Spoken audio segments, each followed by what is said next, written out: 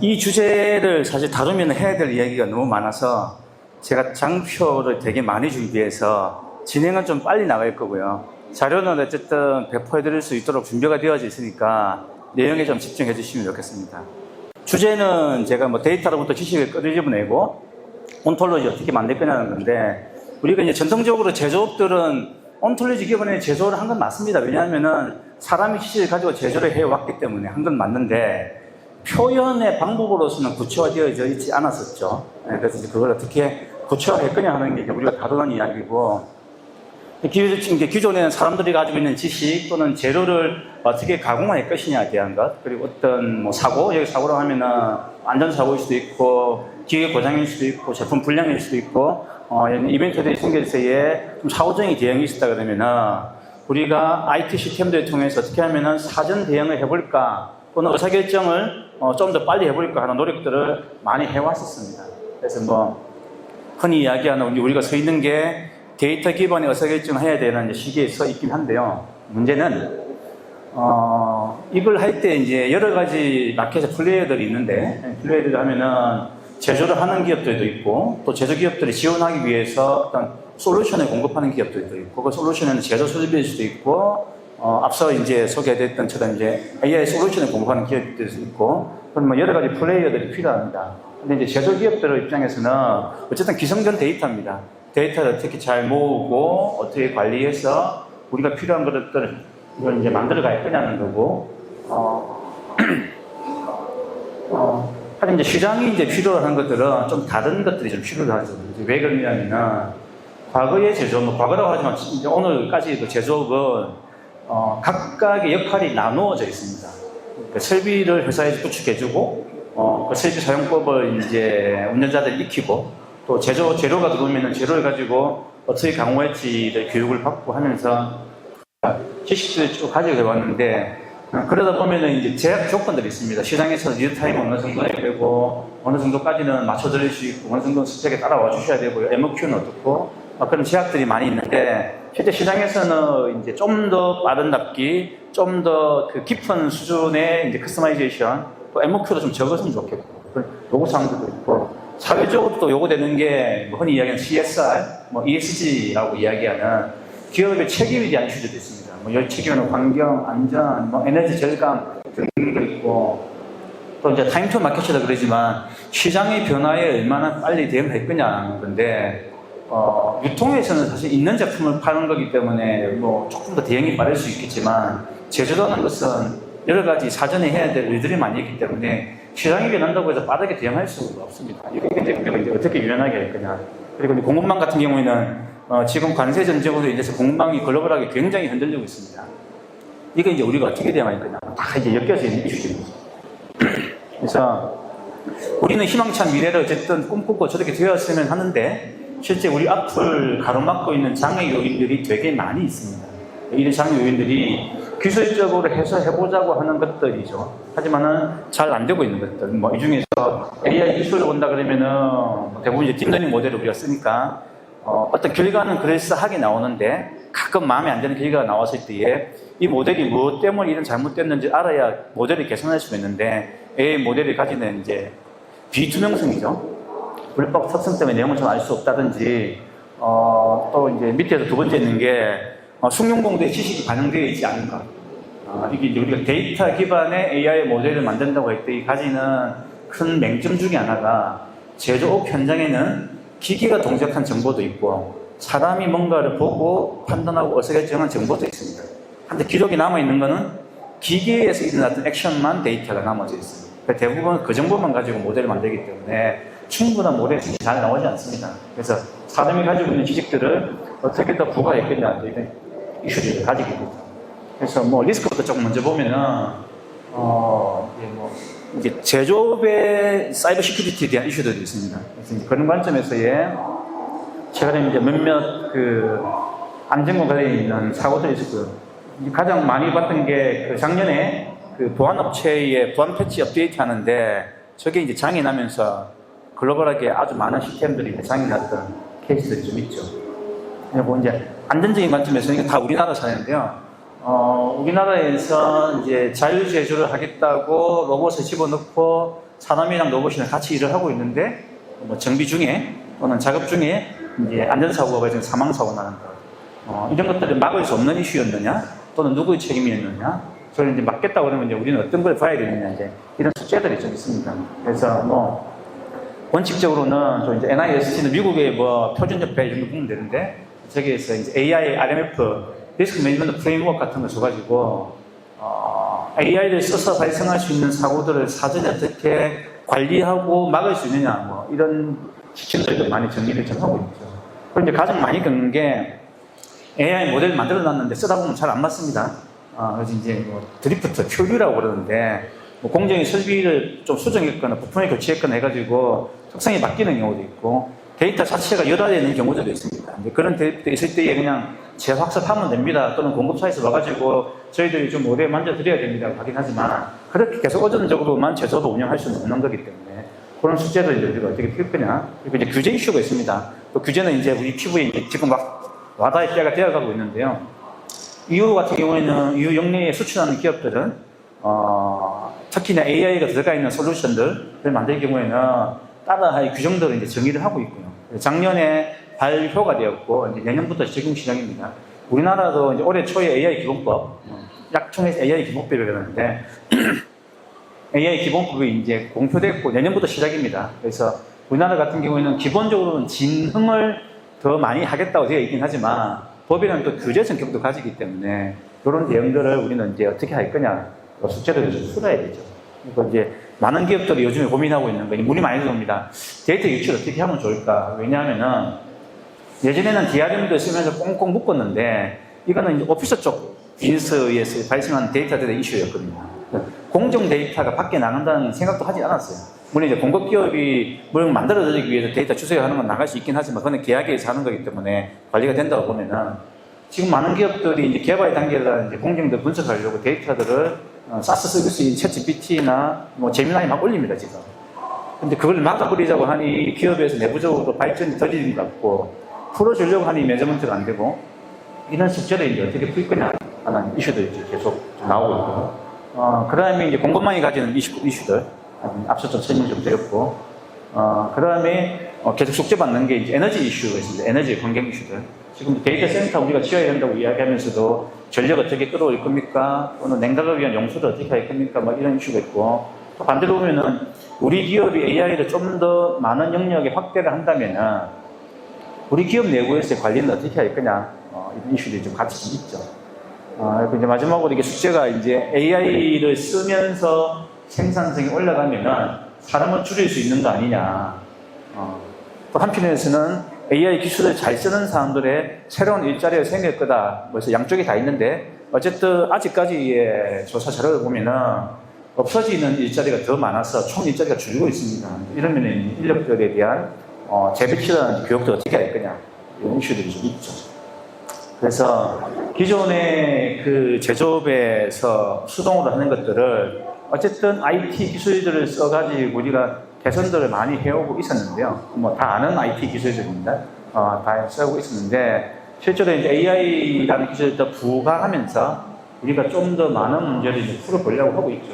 근데 키워드 사용은 제가 이제 굵은 글씨로 해놨는데 다 우리가 지금도 이야기하고 있는 것이긴 한데 실제로 저거 이제 우리가 어떻게 잘 쓸 수 있게 환경을 만들 것인가 하는 거는 이제 좀 풀어야 될 숙제가 있습니다.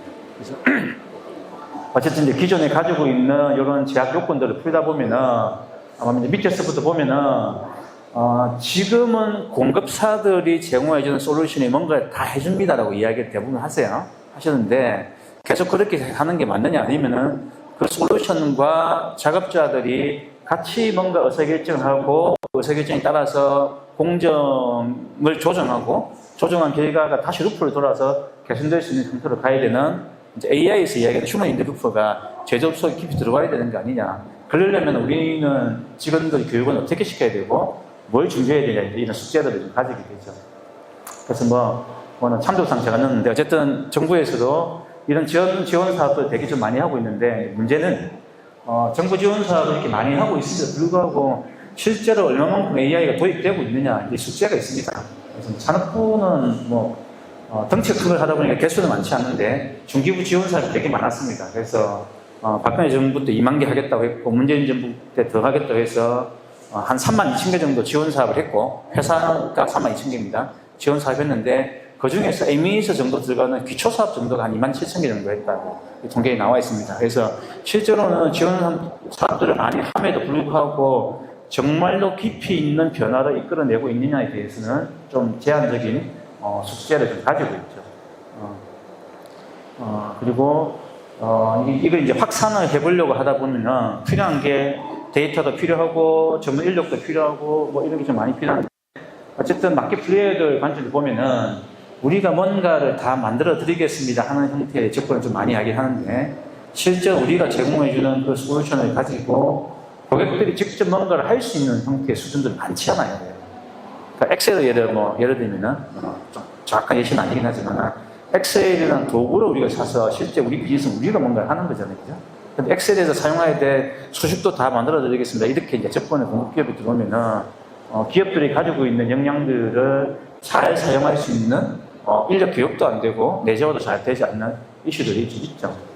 그리고 이제 데이터적인 측면에서는 이거는 계속 이야기되고 있긴 하지만 사실 시간이 되게 오래 걸릴 겁니다. 왜 오래 걸리냐면은 대기업들은 그나마 한 10여 년 전에 빅데이터 바람 불 때에 투자를 많이 해가지고 데이터를 모으는 체계들을 구축해 놓으셨는데 중견 이하로 내려가면 거의 없습니다. 전무합니다. 그래서 지금 이제 설비를 들여다보니 우리가 사용하는 이 제도 설비에서 데이터를 추출해낼 수 있는 방법이 있네요 라고 그 데이터 추출할 수 있는 그 정도 지금 하고 있을 뿐이지 실제 데이터도 많지도 않고 또는 최근에 그 중기부 조사인데 실제로 이제 국내 제조기업들 중에서 AI나 데이터를 뭔가를 할 수 있는 전담 조직이 얼마나 있느냐 보니까 0.8%밖에 안 됩니다. 아주 작아요, 아주. 여기 이제 우리의 현실이죠.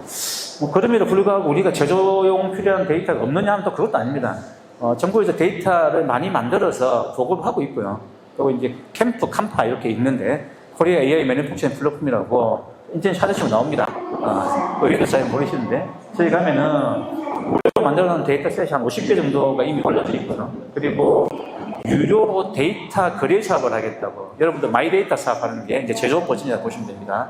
제조업용 마이데이터 사업을 하면서 매년 새로운 데이터를 만들어가지고 판매용으로 만들어놓은 데이터도 제법 많이 있고 또 다른 사업도 지원 사업 하면서 구축해놓은 데이터들도 상당히 많이 준비되어져 있습니다.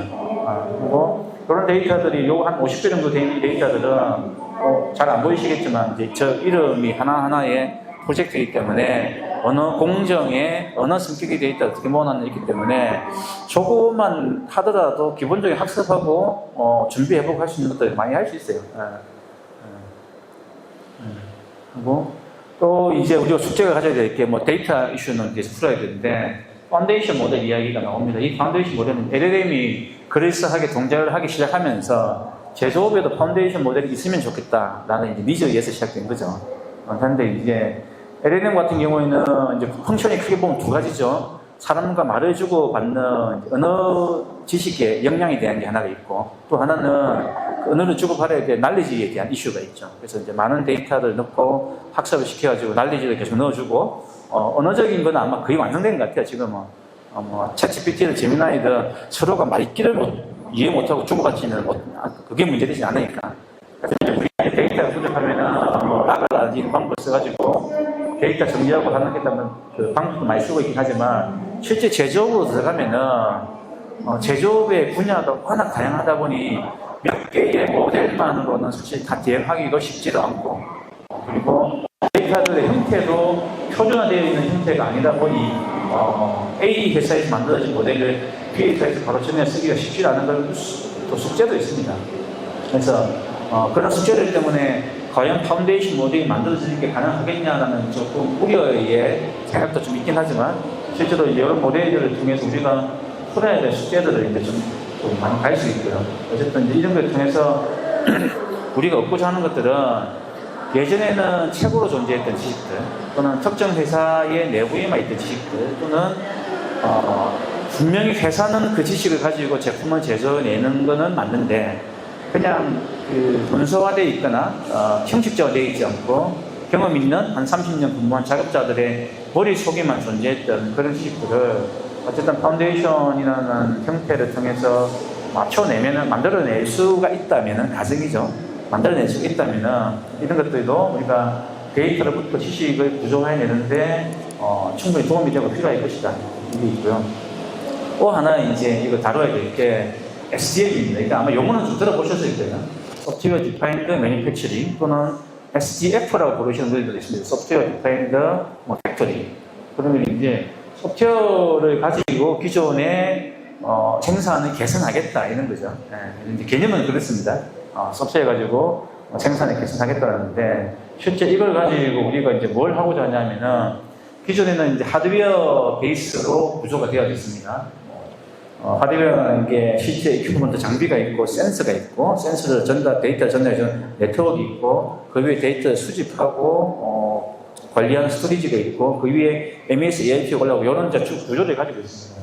이런 구조들을 이제 어떻게 하면은 AI가 잘 쓸 수 있도록 할 거냐 여기 숙제가 있고요. 지금 열심히 하고 있는 게 AAS 이런 것도 열심히 하고 있죠. 아마 좀 들어보신 분도 있고 생소하실 분도 있을 텐데 인더스트리 4.0을 독일에서 주장하면서 제조 데이터 표준화를 반드시 이루어야 되겠다 그래가지고 물리적인 어셋, 자산을 디지털로 표현하는 정보 표현 모델을 만든 게 있습니다. 그걸 이제 Asset Administration Sharing이라고 줄여서 AAS라고 합니다. 이러면은 그 AAS가 실제로 피지컬한 정보를 디지털 형식으로 표현해 놓으면은 궁극적으로 이제 머신 리더블 한 포맷이 되는 거죠. 머신 리더블한 포맷이 돼야만이 AI가 기계를 이해를 할 수가 있거든요. 이런 것들 좀 많이 하고 있는 상태고요.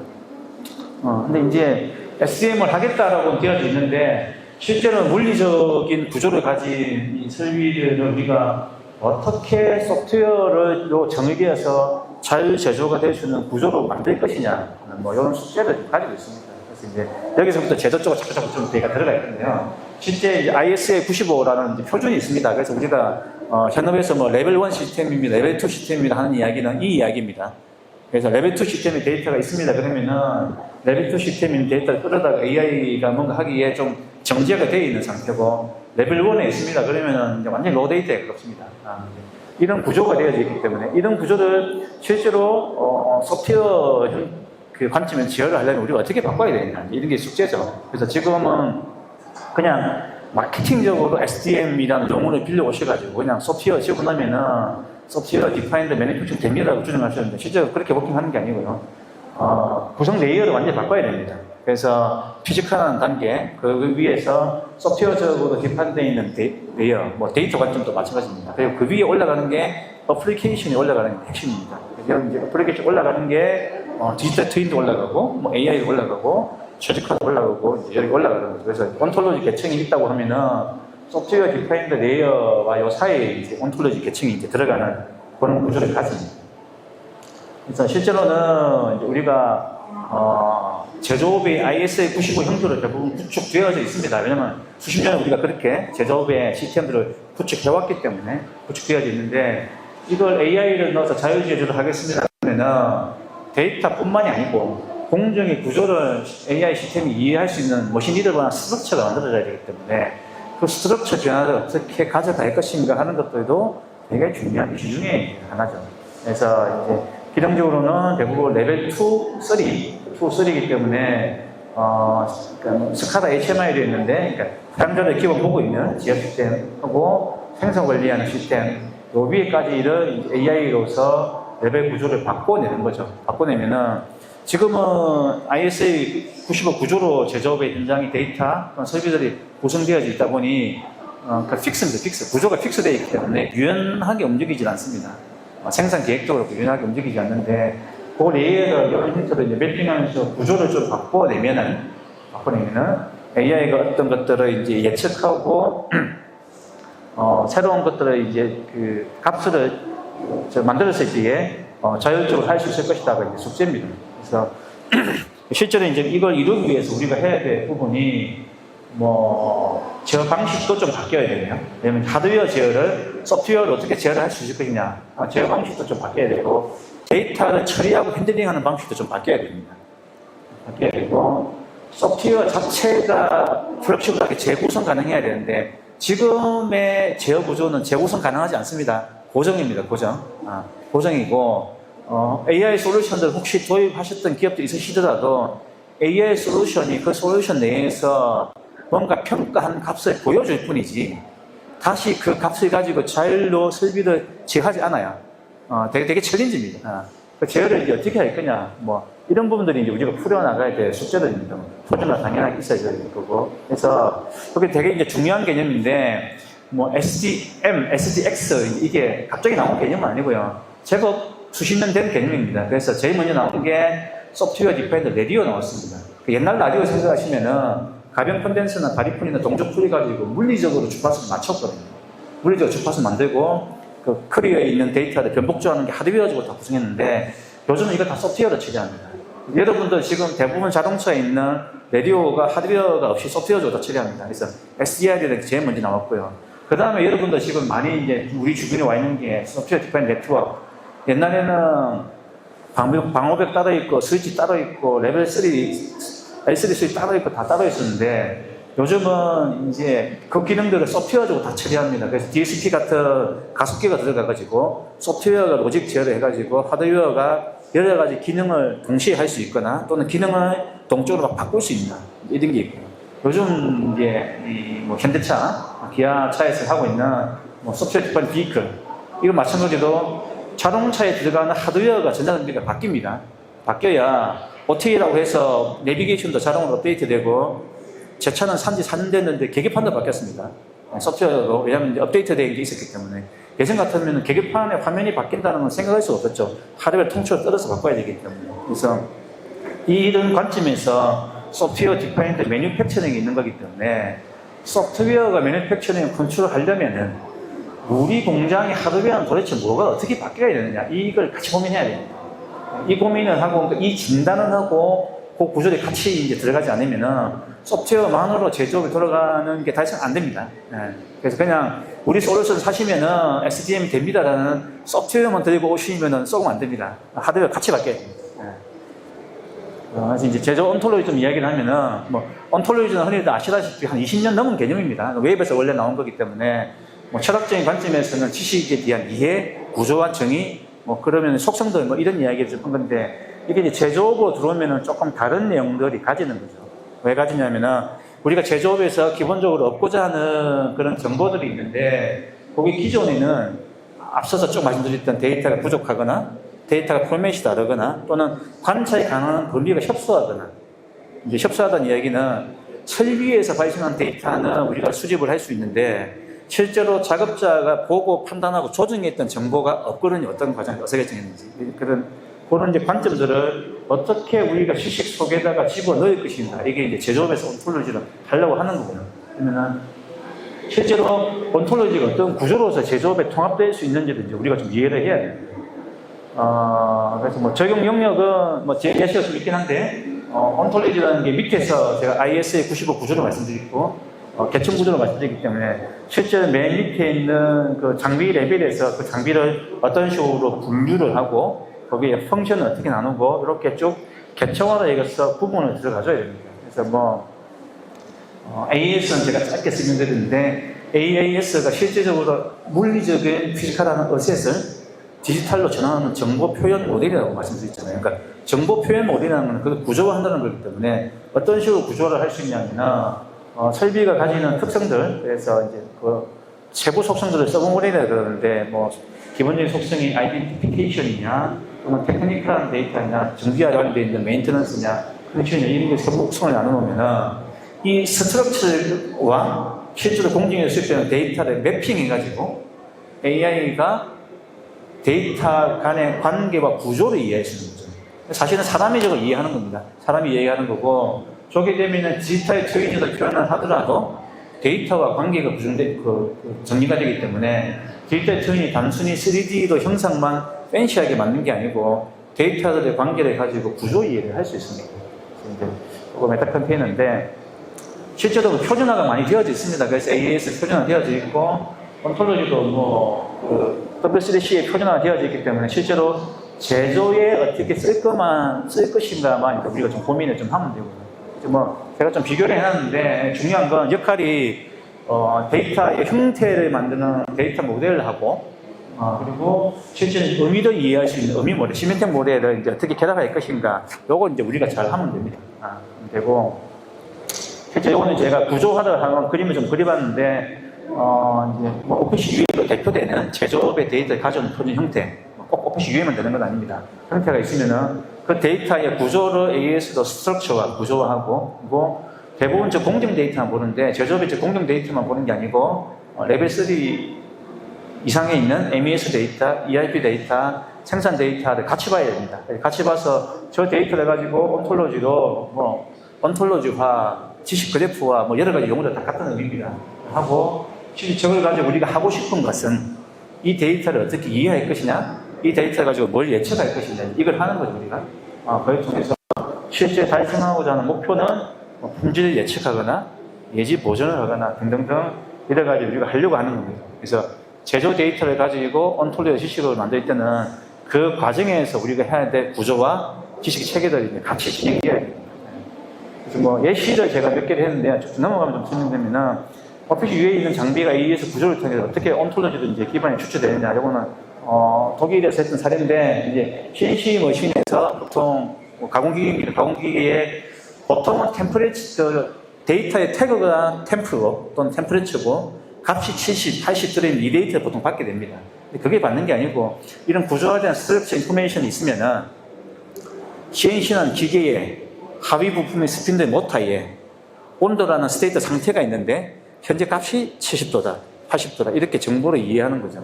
그러면은 이 정보 상태가 괜찮은 거냐, 그렇지 않은 거냐를 가지고 이해를 하는 것. 그리고 MES나 ERP 정보가 있으면은 이게 보통은 70도여야 되는데 왜 80도지?를 추정할 때에 오일이 떨어져서 80도에 있습니다 이럴 수도 있고, 또 불량입니다 이럴 수도 있고, 오늘 가공하는 제품이 경도가 높아서 80도가 나옵니다를 추정해낼 수도 있어요. 그러니까 다 다른 결정해내야 됩니다.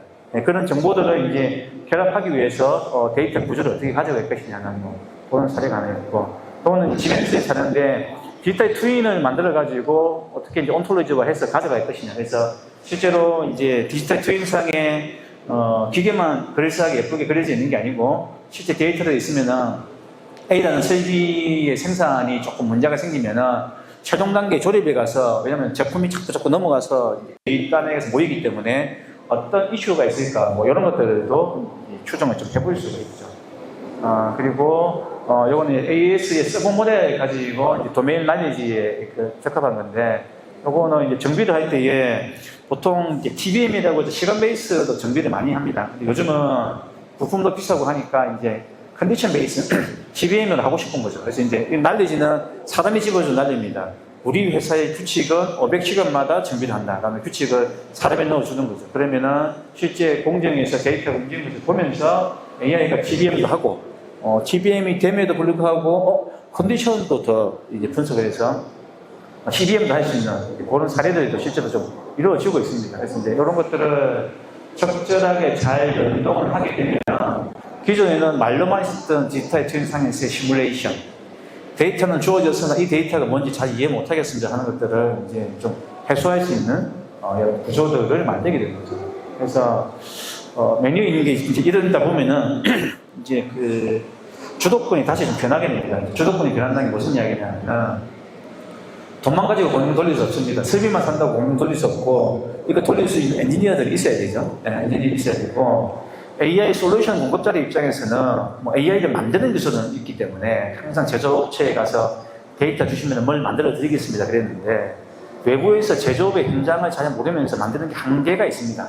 그래서 지금 이제 시장이 어떻게 변하려고 하냐면은, 제조업에 계신 분들이 뭔가를 만지고 세팅하고 개선해 볼 수 있는 도구를 제공해 주면서 그 도구를 가지고 제조업에서 직접 개선할 수 있는 형태로 많이 바꾸려고 하고 있고, 그래서 공정의 전문 지식으로서 바꾸는 이런 방식들을 좀 많이 진행하고 있거든요. 그래서 제가 그런 용어를 AI 솔루션 공급자의 시대에서 실제 그것을 사용하는 운전 온달, 운전자, 사용자의 시대로 이제 바뀔 것이다, 이렇게 표현을 했습니다. 그래서 지금 이제 해야 될 거는 이런 현장 도메인 지식, 그리고 AI 만드는 기술들, 이런 기술들을 가지고 어떻게 우리가 제조업을 영위하고 있는 이 노하우를 시스템화해낼 것인가 하는 숙제입니다. 여기서 시스템화를 하는 것은 중의적인 의미인데요.